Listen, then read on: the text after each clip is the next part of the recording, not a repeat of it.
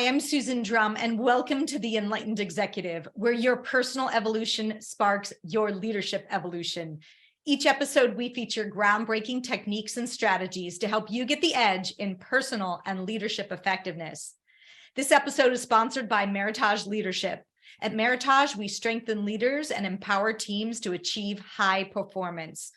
Go to meritageleadership.com to learn more. Today, we're focusing on building trust with your teams and customers, and I am happy to introduce Sue Dyer to join me for this conversation. Sue is the best-selling author of The Trusted Leader. Use the partnering approach to become the leader people want to follow, and has helped more than 48,000 executive leaders improve their results by building high-trust cultures. In 1980, Sue was the first woman in the U.S. to head up a collective bargaining group and negotiate with unions on behalf of 200 construction companies, and has used her vast experience in the sector to perfect her partnering approach model. She's on a mission to have 1 million leaders devoted to building their business on a foundation of trust.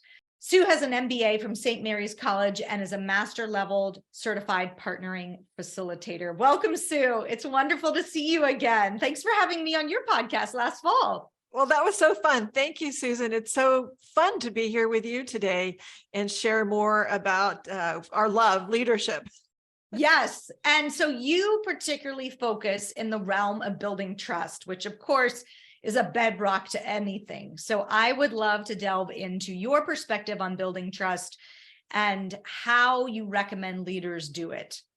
Let's start with asking what makes your approach to building trust maybe unique than others, because there's a lot of books out there, right, on building trust. So what's your approach? You know, there are a lot of books out there on trust, and then they're mostly research telling us how important it is. There's people talking about trust being a pinnacle event or thing that we need for our culture. There's people talking about how important it is and why, but there's a few people that know how to actually build it. And that is why I wrote the book, because that's what I've been doing for 37 years, is going into high conflict organizations and helping them to learn how to turn that into high trust through creating alignment and focus and building a collaborative culture. And that's really what my book is about. It walks through the journey that I've taken over 35 years. The very first meeting I ever went to when I was the executive director of that union-based construction organization, it was a nonprofit that I was executive director for. There was literally a knockdown, drag out fight. Like that's physical, the level of physically. conflict I had to deal with. Yes. And then when you talk about going into the unions and negotiating with them, where they would take their shoes off and hammer them on the table, fist fight. And I didn't know you could construct entire sentences with swear words, but you can. I've had my life threatened. I've been shot at. I've had to leave home. I've had my phone tapped. High conflict situations. And yet we were able to create high trust, high performing relationships over a period of time, even there. And it changed the industry. It changed what was possible. And I think really set things up for decades now that have been highly functional and successful in a relationship between labor and management in the construction trades, but also then if you go into the associations, you go into the companies, and then I've worked with whole governments, like at the federal level, the state level, helping them to go from being adversarial to being highly collaborative. And so I would say really what sets mine apart is that it's practical, pragmatic, and proven. Yes, yes. No, it works. I have no doubt. I have worked on 4,000 different construction projects with different teams and dozens of large, very large, like 100,000 employee organizations to help them develop a high trust, high collaborative team. That is so fascinating, your background and the story that got you to where you are. So what were some of the things you discovered that worked in such high conflict situations? Well, one of the things I've learned is that you've got to create common ground. And what we ignore in business, and it doesn't matter whether you're, in construction or you're in tech, we ignore the fact that we're interdependent, and that we act like we can go in and just have our own way. And what I want, I can get. But the truth is that if you don't help me, I can't get what I want. And if I don't help you, you can't get what you want. We're interdependent. And as the global economy has emerged and grown, we have become more and more and more interdependent. And that is a very unique relationship in that it's only win-win or lose-lose. And I can't tell you how many businesses and business leaders are actually negotiating to make sure the other person or other group loses more than they do. Hey, that's still a lose. Right. It happens all the time. Yeah. Watch, look it's at like the how paper, much I watch, can get. yeah, watch what's going on. The interdependent nature of business means that we cannot afford to not be high trust, high collaborative. And we also know high trust equals high performance. So if you want to blow your competitors out of the water, the higher the level of trust, the higher your momentum is going to be in your ability to perform. And you're going to get smarter because people are going to talk to each other. You're going to get faster because people are going to coordinate better. And you are going to be able to achieve things that right now would be impossible. Yeah, without this foundation of trust, there's so much drag to the system and being able to really accomplish anything. And it becomes a protection of ego and who is winning, right? Just like we are in our home relationships, needing to be right or needing to be in control or needing to win above the other person has its costs. And so when you adopt that mindset and you're coming into these conversations with that mindset, you're ultimately, you're not playing the long game, you're playing the short game, and that will burn you. Well, you're going to waste resources. There, all it is drag.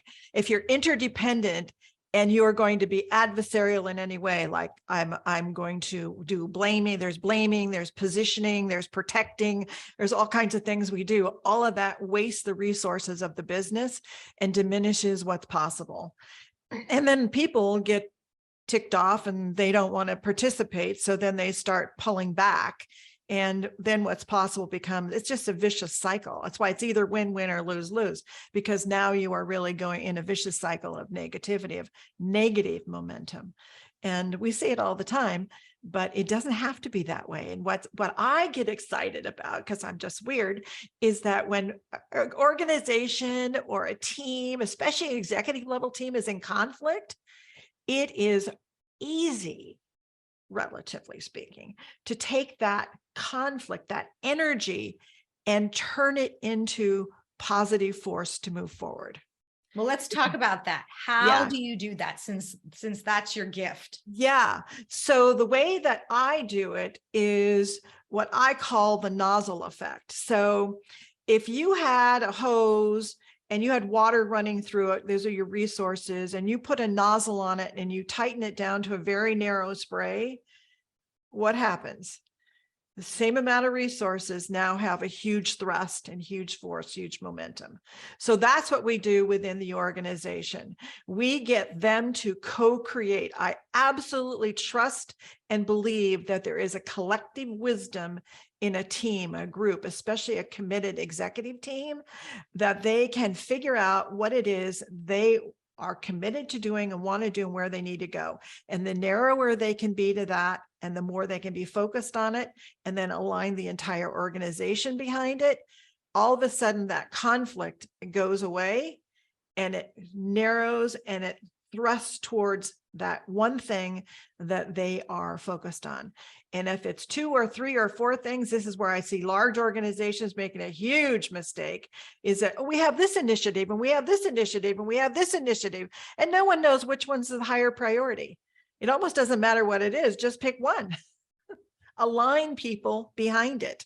And then What are the roles and responsibilities? So when I'm doing a strategy, it's strategy, which is external forces focused on your business. What do you need to do? Strategy, then structure. How do we structure to enable ourselves to optimize for that strategy? Then it's leadership. What's the culture?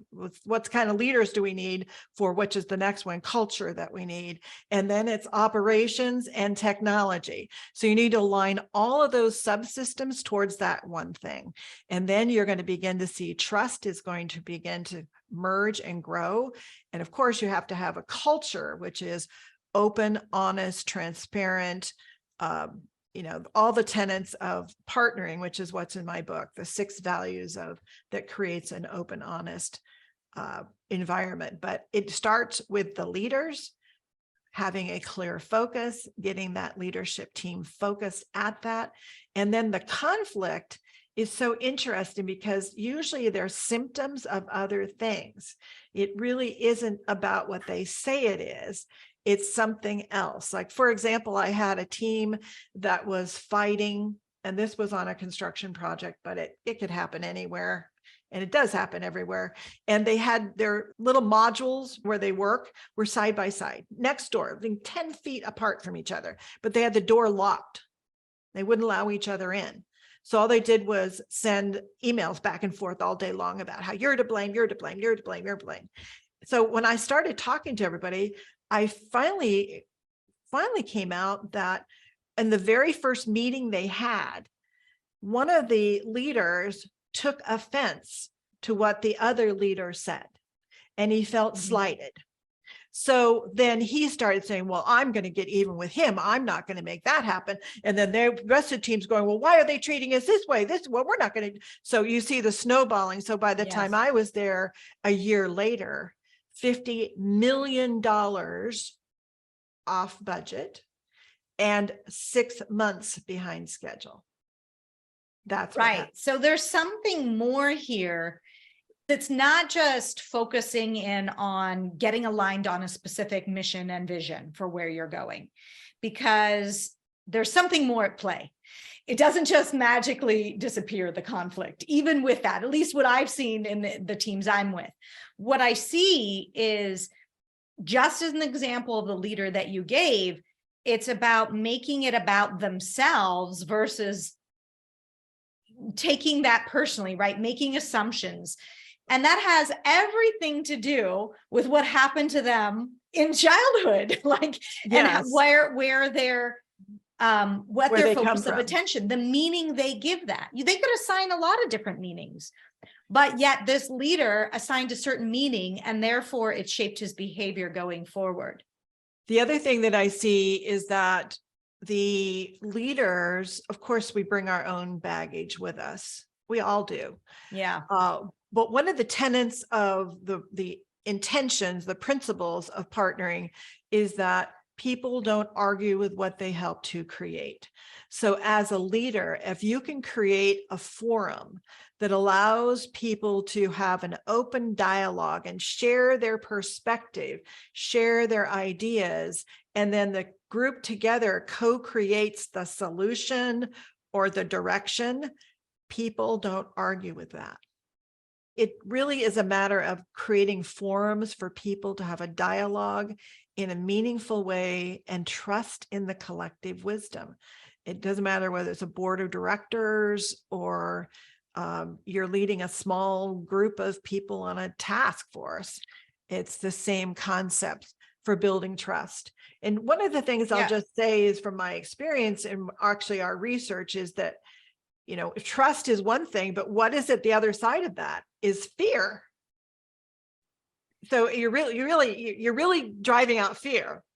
Yes. Yeah, so for sure. For sure. And I think it's also learning about what does it take for the person that I'm working with, my colleague, to build trust versus me, because I've seen, I use the model of the Enneagram a lot with teams. And what I've noticed and what we talk about and teach is based on my Enneagram style, what I'm looking for in behaviors to build trust is different than yours. And that's usually very eye-opening for people. Like, I thought the same things that matter to me would matter to you. For some people, and I'll give you an example, for some people, it's really about reliability. Do what you're saying you're going to do. If you say you're going to get me that report by Monday, then you either get the report by Monday or you follow up and say, sorry, I know I said I was going to get the report by Monday, but something else has come up. But when you don't actually even get in touch, then I lose trust with you. Oh, well, to the other person, they didn't see that because what they're looking at is something entirely different. How open and honest are you about your motives? That's what I look for building trust, right? And when they see that actually there's certain things like what actually having the dialogue around what you do that increases my level of trust in you and what you do that diminishes that level of trust can really be an eye-opening conversation, because people just weren't aware of that. They thought everybody approached the world the way they do, particularly with building trust. Well, I think that we all do that. We, especially as a leader, you think, well, I've risen to this point. A little bit of me is good. A lot of me has got to be great. And so that's kind of how leaders are, not realizing that everyone is unique, but it takes a level of trust to even have the dialogue to talk about the differences.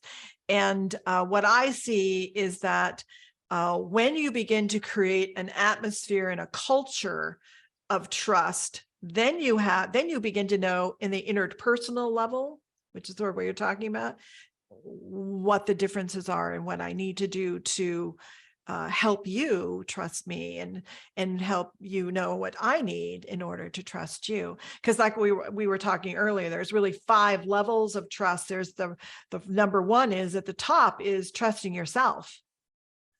And a lot of organizations are suffering from really, I don't trust myself well enough that I'm going to follow through, or what my ideas are good enough or whatever. And believe me, all your people are feeling that way too. So trusting yourself, then the interpersonal, which is where you are fabulous at, in understanding building trust between 2 or 3 people.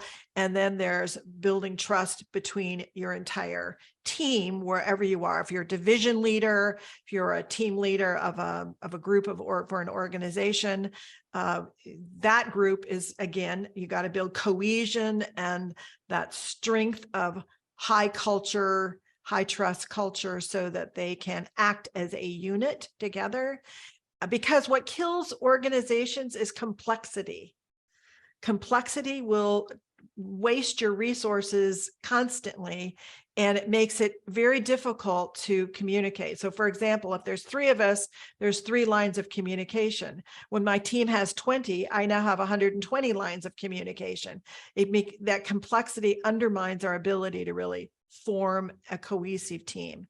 And so that's why trust is so essential, so that we are open, honest, and we form into one team. It melts away complexity. And then, of course, we have interorganizational. So the whole organization, a team, an organization, an interorganizational, because none of us operate in a vacuum. So we have to build trust with those people. Could even be a customer, like a key customer, a key vendor. We have to build a high trust relationship there too. And most leaders don't even think about it. They just sort of take it for granted that it's going to happen. And I think you have to set an intention that that's what you're going to do. And then it can happen. Right. And so what do leaders get wrong that you've seen in building trust? They want to, they have good intentions. What is something that they go about in the wrong way that it's actually not helping them? Well, I think most of them that I see that struggle tend to go into that blaming, protecting mode. So whenever your mind goes into that, or it happens in an instant, like you're talking to me and I'm talking to you, and in my head I hear, yes, but that's not what's going to happen. Yes, but I'm never going to do that. Yes, but you don't know. That's not happening. No, that'll never work. So in your own head, just like that, this yes, but has stopped the communication.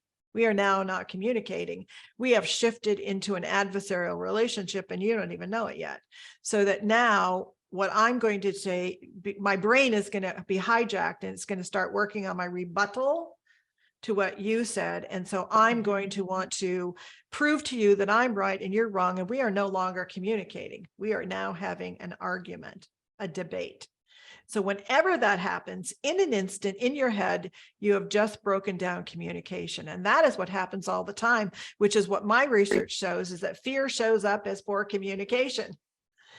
So that look in your business anywhere at any level, where do you have communication not working well? And I think that's what leaders fail to look for.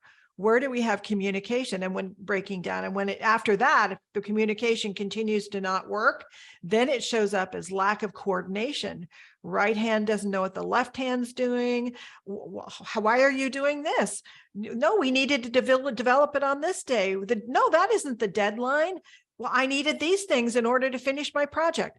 Then when that happens after that, if that doesn't get fixed, then it moves into true conflict. And conflict happens in different ways. Sometimes it's just like I sit and wait for an order. Sometimes it happens where I say no to you. And sometimes it happens is that I'm leaving. Right. And we have a lot of that happening right now. And all of those are signs of fear. And the fear, then how do I, as a leader, get out of that internal rebuttal going on? How do I stop that from happening? Because that's very natural, right? I'm not listening to you because I'm already formulating what I'm going to say next. Well, I always think first is just understanding when you do that, you're undermining yourself. And so then what I do to silence that inner judge is ask questions. And a lot of people think, well, if I ask questions or if I sit there and listen to you, somehow they're going to think I agree with you. And I don't agree with you. I would spend my life disagreeing with you. Well, no, listening does not mean you're disagreeing. It means you're listening to understand what they're telling you they need. Yes. And so ask questions, probing questions that will silence the inner judge. And then you will learn a lot. Plus, they're highly likely to listen to you if you've listened to them. And amazing things happen then, because I understand you and you understand me. And even if we don't wholly agree, we now can understand a problem in a more complete way. Yeah.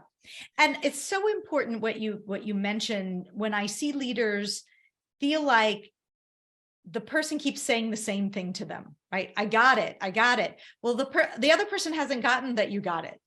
So what are you going to do to display that you got their point? Because that's a signal to you that they have not heard you, or they don't feel like you've heard them, right? And so usually in those cases, yes, I love your points about asking more questions. I often say curiosity is the opposite of judgment. So what are you curious about with their perspective? Why do they have that? And as opposed to getting ready to show why their perspective is wrong, like dig in a little bit and then rephrase it back. So what I'm hearing is your perspective is XYZ. Do I have that right? Once the person says yes, now you can finally share your perspective. And sometimes I even do it where like ask permission, like, great, can I share my perspective on that? I think what gets in the way is impatience as well. It's like, I've got to jump in there and I've got to correct them immediately. And I think that they think that if they listen, somehow they're going to lose, or they're somehow going to be seen as agreeing. Yes. When that isn't the case. It's not the case at all. And it's also actually slowing the process down. So if you think it's going to be faster, it's actually not, because why does the person then keep reiterating what they're saying? Because of this very thing. So I think it's getting in our impatience, like our wanting everything yesterday, wanting them to get it. It doesn't really work that way. Well, and the person, both sides don't feel listened to. They don't feel trusting, and they don't feel trustworthy. Yeah. Yeah. Well, tell me a bit, you've got a course coming out, or it's launched. Yes, it just launched this week. Yeah. Oh, so great. It's called the Trusted Leadership Tell me a bit about course. your course and what you're hoping to do. Yeah, so I wrote the book last year, The Trusted Leader, based on my experiences and research to want to share the models. I've created several models, and this is one of my models, the Trusted Leader model, where you can have a feared leader or you can have a trusted leader, and there's sort of what are the scenarios that happen. And there's five the different styles along the continuum. And I actually have a free assessment for your listeners if they wanted to go to sudyco.com/profile, and that's SUDYCO.com/profile. You can take a free assessment and see where you fall along the leadership continuum between feared leader and trusted leader, because the scenario, what happens when you're a trusted leader, is quite significantly different than when you're a feared leader. And so I wrote the book, and now many people kept saying, well, can you get a course where you can walk me through this so I can apply it directly to what I'm doing in my world? And so that's what I've spent the last year doing, is creating a course. It's self-study, do-it-yourself study at your own pace. And the reason I decided to do that, I kept getting this feedback, well, no, we want to be able to do it whenever we want. I want to be able to take as much time. I want to apply it directly. And then it also includes 12 months of weekly group coaching with me. So it's learn and then get your questions answered, learn more, hot seats, so that they can really be applied and learned. And so that's Great. what I love to do. I love to Yes. learn, so I love to teach as well. So Yes. that's what I'm doing. And I think it's going to be one of the funnest things I've ever done in my career. Yeah. That's awesome. Well, tell us, what's one thing that you would suggest leaders do starting tomorrow to help build greater trust within their organizations? I would say, just as what we were talking about, is seek out where the fear is, because that's where you need to go and work to build trust. And that will show up as poor communication. Where in your organization, where in your team, where in your working relationships do you have communication that isn't going as it needs to? Got it. Okay. All right. Well, thank you. This has been so helpful. Where can people learn more? I know you slated, but maybe just to wrap, where can people find you? Well, they can find me on Instagram. I'm at Sue F. Dyer on Instagram, and I'm on LinkedIn. And you can find us on a website, which is Sudyco, it's Sue Dyer Company, sudyco.com. And you can also email me at sudyer@sudyco.com. Awesome. Thank you so much for joining. This was such a fun conversation about, gosh, the incredible importance of building trust. So thank you for being here. Thank you so much for letting me be a part of your great podcast. If you like this episode, you're not going to miss my interview with Nima George, who shares the importance of creating a workforce and culture that prioritizes inclusion, belonging, and a space for people to thrive. Let's all lead the way. Hope you enjoyed today's episode, and I'd like to point you to the next important step. Hit the subscribe button and the bell to get notified when we release new content. I'll see you on the next episode of The Enlightened Executive.